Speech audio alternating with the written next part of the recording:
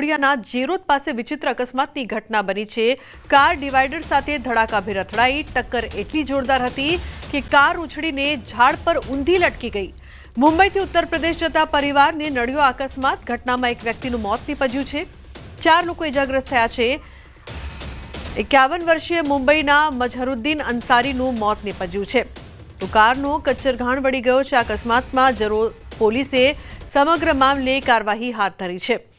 તો વાઘોડિયામાં જે પ્રકારથી અકસ્માતની સમગ્ર ઘટના સામે આવી, ખૂબ જ વિચિત્ર અકસ્માતની આ ઘટના, કારણ કે કાર ડિવાઈડર સાથે ધડાકાભેર અથડાઈ અને તે બાદ ઉછળીને ઝાડ પર ઊંધી લટકી ગઈ હતી।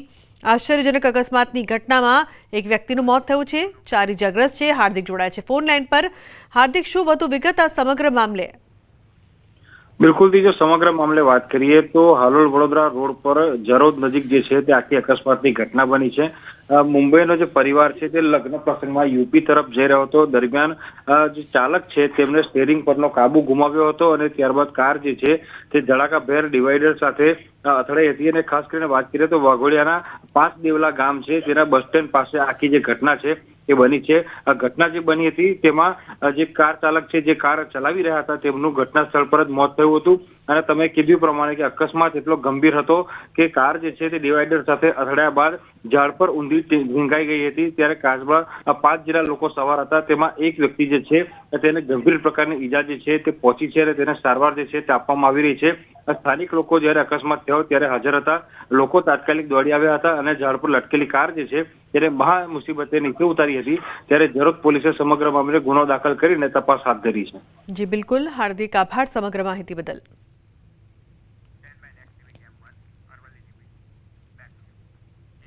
તો ગીર જંગલ સફારીમાં સિંહ દર્શન માટે ગેરકાયદે બુકિંગનો મામલો સામે આવ્યો છે। સાયબર ક્રાઇમે વધુ 2 આરોપીની દિલ્હીથી ધરપકડ કરી છે। આરોપીઓ દિલ્હીથી ચલાવતા આખું રેકેટ અન્ય રાજ્યોમાં જંગલ સફારીના બુકિંગ એડવાન્સમાં કરાવતા હતા। સ્લોટ બુકિંગ કરીને પર્યટકો પાસેથી સરકારના ધારા ધોરણ કરતાં વધારે નાણાં મેળવીને પરમિટનું અનઅધિકૃત રીતે વેચાણ કરતા હતા।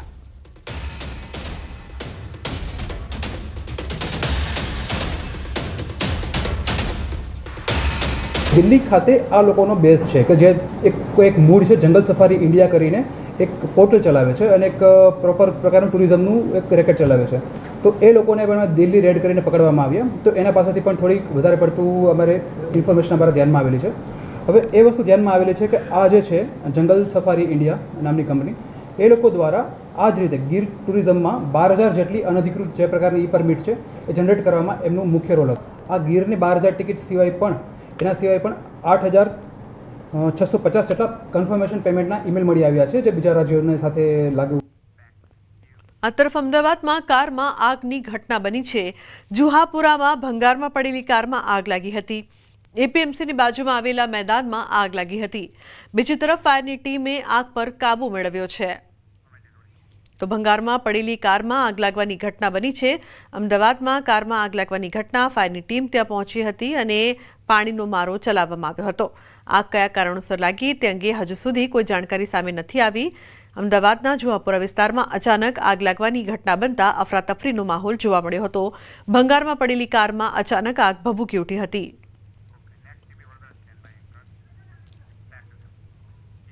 વડોદરામાં નશામાં ધૂત કાર ચાલકે અકસ્માત સર્જીને માસૂમ બાળકનો જીવ લીધો। વધૂત ફાટક પાસે મોડી રાત્રે એક નબીરાએ બેફામ રીતે કાર હંકારીને ફૂટપાથ પર સૂતેલા શ્રમજીવી પરિવાર ઉપર ચડાવી દીધી।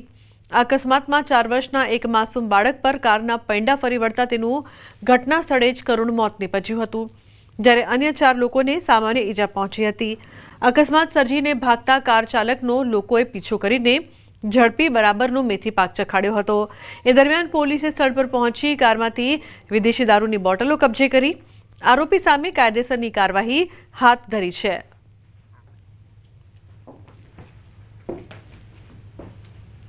એ પીધેલો હતો કે ફૂલ લોડ પીધેલો હતો આખો। એ બધા 4-5 પથારા હતા, જોઈ લો એ પથારા। એ લેડીઝ બી હતા, એક નાનો છોકરો બી હતો। છોકરો છેલ્લે હતો, એ છોકરાને તો બધો આલી જ પાડ્યો। 2 લેડીઝ એને તો ઓછું વાગ્યું, થોડું હાથ પગ થઈ જશે એમનું। અમારી માંગ આવી છે કે જે અમારા જોડે થયું છે એના જોડે થવું જોઈએ। વડોદરા શહેરમાં વધુ એક વખત એક નબીરાએ કાયદો અને વ્યવસ્થાના લીરે લીરા ઉડાડ્યા છે અને નશાની હાલતમાં એક માસૂમ બાળક જે છે તેનો ભોગ લઈ લીધો છે. સમગ્ર ઘટના અંગે જો વાત કરવામાં આવે તો વડોદરા શહેરનો જે અવધૂત ફાટક વિસ્તાર છે ત્યાં ગઈકાલે રાત્રે એક કાર ચાલક જે છે તે પૂરપાટ ઝડપે આવ્યો હતો અને દ્રશ્યો તમે જોઈ રહ્યા છો કે જે શ્રમિકો છે કે જેઓ ફૂટપાથ પર પોતાના પરિવાર સાથે વસવાટ કરાવે છે એ શ્રમિક પરિવારને અડફેટે લીધો હતો. આખી જે ઘટના બની એમાં 3 થી 4 લોકો જે છે તે ઇજાગ્રસ્ત થયા છે. અને બીજી સૌથી દુઃખદ વાત એ છે કે નવા વર્ષનો સૂરજ ઉગે એ પહેલાં જ આ જે ગરીબ પરિવાર છે તેમના ઘરનો સૂરજ જે છે તે હંમેશા માટે ઢળી ગયો છે, કારણ કે એક માસૂમ બાળકનું ઘટના સ્થળ પર જ મોત થઈ ગયું છે. જે કાર ચાલક છે તે એ હદે બેફામ હતો કે આ જે ગરીબ પરિવાર છે તેમની સાથે દાદાગીરી જીભાજોડી પર ઉતરી આવ્યો હતો.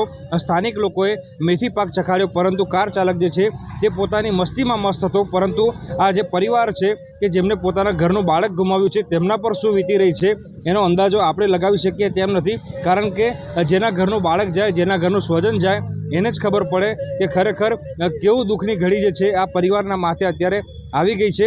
સમગ્ર મામલે વધુમાં વાત કરવામાં આવે તો કાર ચાલકને જે રાહદારીઓ છે તેમના દ્વારા થોડેક દૂરથી ઝડપી પાડવામાં આવ્યો હતો. તેનું નામ નીતિન ઝા છે અને નીતિન ઝાની ધરપકડ જેપી રોડ પોલીસે કરી છે. પરિવારની આંખોમાં આંસુ જોઈ શકાય છે અને સ્વાભાવિક વાત છે કે નવું વર્ષ છે, લોકો ઉજવણી કરતા હોય ત્યારે પરિવારની આંખમાં આંસુ એ અહીંયા સૌથી મોટા સવાલ પ્રશાસન સામે ઊભા કરે છે. બેન, શું કહેશો, શું ઘટના બની હતી, કેટલું દુઃખ થાય માસૂમ બાળક ગુમાવી દીધું?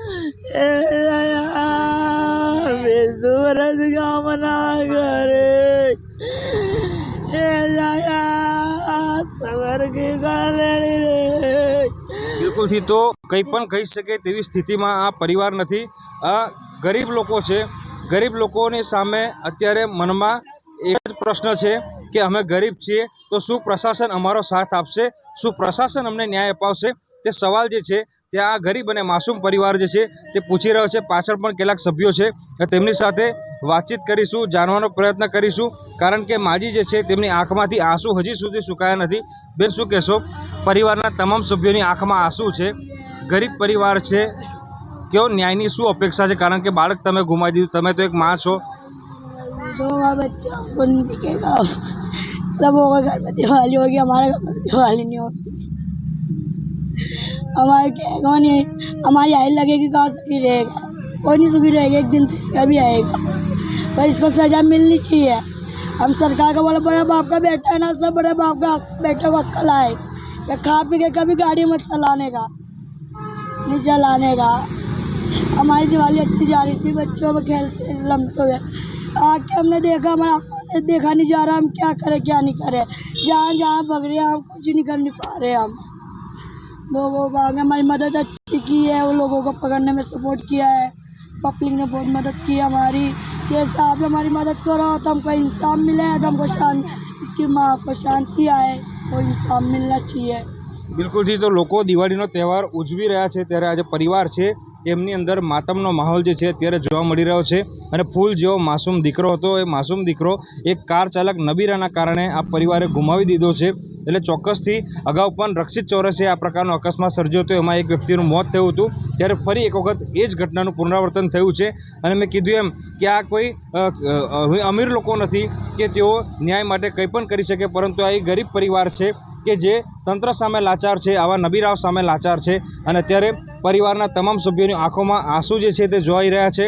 લોકો દિવાળી ઉજવી રહ્યા છે, નવું વર્ષ ઉજવી રહ્યા છે, પરંતુ આ પરિવારને એ પણ નહોતી ખબર કે એમની સાથે આ પ્રકારનું કંઈક થશે અને એક માસૂમ બાળકને કાળ ભરખી જશે.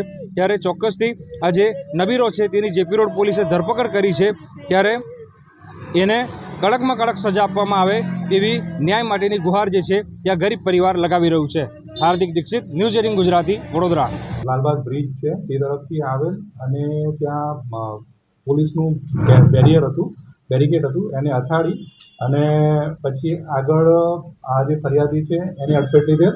અને આગળ જતાં એનો જે ફરિયાદીનો નાનો દીકરો હતો 4 વર્ષનો, એના માથા પરથી આ ગાડી પસાર થઈ ગઈ હતી. એ દીકરાનું ત્યાં જ મૃત્યુ થયું હતું. આ સિવાય ફરિયાદીના પત્ની, એના બેન અને એના જે બનેવી હતા એને પણ નાની મોટી ઈજાઓ થયેલી.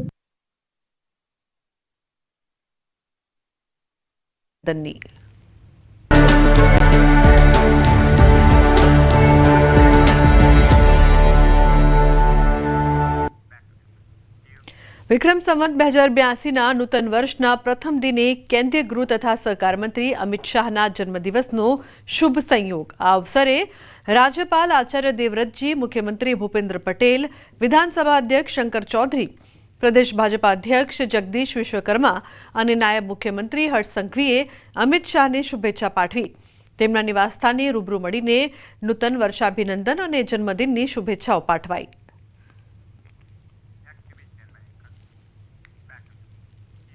જામનગરના ધારાસભ્ય રાઘવજી પટેલે દિવાળી અને નવા વર્ષના તહેવારો નિમિત્તે ગ્રામ્ય વિસ્તારોની મુલાકાત લીધી. જોડિયાના લીંબુડા ગામે ગ્રામજનો વચ્ચે રાઘવજી પટેલ ઉપસ્થિત રહ્યા હતા અને તમામને નવા વર્ષની શુભકામનાઓ પાઠવી હતી. તદુપરાંત તેઓના પ્રશ્નો પણ સાંભળ્યા હતા. લોકોને મળી અને ખૂબ આનંદ થયો. મંત્રી તરીકેના મારા કાર્યકાળમાં હું બહુ મારા મત વિસ્તારના લોકોને મળી શકતો નહોતો અને એટલો પ્રવાસ નહોતો થઈ શકતો. હવે હું ફ્રી થયો છું. એ સમયનો સદુપયોગ કરી મારા મત વિસ્તારના તમામ ગામડાના લોકોને મારે મળવાનો મારો ઈરાદો છે. આજે પણ નવા વર્ષની શુભેચ્છા મુલાકાત લઈ ખેડૂતોના પ્રશ્નો જાણ્યા અને જે કાંઈ ઝીણા મોટા ખેડૂતોના પ્રશ્નો હતા એ સાંભળી અને વિશ્વાસ અપાવ્યો છે કે હું સરકારમાં રજૂઆત કરી મગફળીના પ્રશ્નો છે, ટેકાના ભાવના પ્રશ્નો હોય કે XYZ બધા પ્રશ્નોની રજૂઆત કરી અને સુખદ નિરાકરણ લઈ આવીશ. અને અમારા MLA હર હંમેશા એક્ટિવ હોય છે, ખેડૂતો સાથે મુક્ત મને ચર્ચા કરે છે. વિક્રમ સંવત 2082ના પ્રથમ દિવસે પ્રથમ જ્યોતિર્લિંગ શ્રી સોમનાથ મહાદેવના દર્શન માટે ભક્તોનો ધસારો જોવા મળ્યો. દેશ વિદેશથી ઉમટેલા શ્રદ્ધાળુઓએ શિવજીને શીશ નમાવી વર્ષની શરૂઆત સુખ અને શાંતિ સાથે કરવા પ્રાર્થનાઓ કરી. પ્રાતઃ આરતી અને શૃંગાર દર્શનનો લાભ લઈ ભક્તોએ ધન્યતા અનુભવી. તહેવાર નિમિત્તે ભક્તો માટે ટ્રસ્ટ દ્વારા યોગ્ય વ્યવસ્થા કરવામાં આવી. શ્રી સોમનાથ ટ્રસ્ટ દ્વારા દિવ્યાંગો અને વૃદ્ધો માટે પણ ખાસ વ્યવસ્થા કરવામાં આવી છે. मध्य प्रदेश से आया हूँ। सोमनाथ मंदिर में मैंने दर्शन किए। बहुत ही सुंदर और अच्छी व्यवस्था है। कोई भी दिव्यांग हो या बुजुर्ग व्यक्ति हो जो चलने में असमर्थ हो, निसंकोच होकर यहाँ आ सकता है।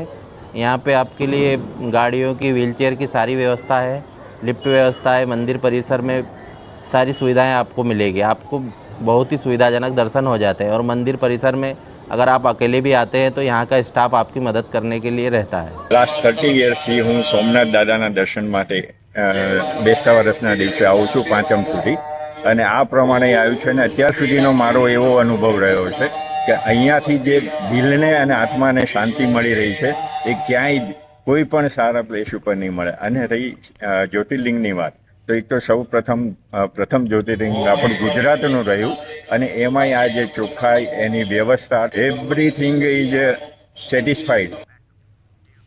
નૂતન વર્ષ નિમિત્તે શક્તિપીઠ અંબાજી મંદિરમાં વહેલી સવારથી જ ભક્તોની ભારે ભીડ જોવા મળી હતી. મોટી સંખ્યામાં શ્રદ્ધાળુઓએ મા અંબેના દર્શન કર્યા હતા. મંદિર ટ્રસ્ટ અને ભટજી મહારાજ દ્વારા નવા વર્ષના પ્રારંભે અંબેના દરબારમાં 56 ભોગ અન્નકૂટનો પ્રસાદ ધરાવવામાં આવ્યો હતો. આ 56 ભોગમાં વિવિધ વ્યંજનો મા અંબાને સન્મુખ પીરસાયા હતા. આ અન્નકૂટ ધરાવી માતાજીની વિશેષ આરતી પણ કરવામાં આવી હતી. માતાજીને સોનાના થાળમાં રાજભોગ પણ ધરાવવામાં આવ્યો હતો. સવારે મંગળા આરતી 6 વાગે વહેલી કરવામાં આવે છે. તદુપરાંત ગોવર્ધન પૂજાની પ્રથા પ્રમાણે માતાજીને 56 ભોગ અન્નકૂટ ધરાવવામાં આવે છે. ત્યારબાદ આરતી આખી કરવામાં આવે છે અને દર્શન માટે અન્નકૂટના દર્શન યાત્રાઓને કરવા માટે ખુલ્લા મૂકવામાં આવે છે. વડોદરાના અટલાદરા BAPS સ્વામિનારાયણ મંદિર દ્વારા અન્નકૂટ મહોત્સવનું આયોજન કરાયું છે.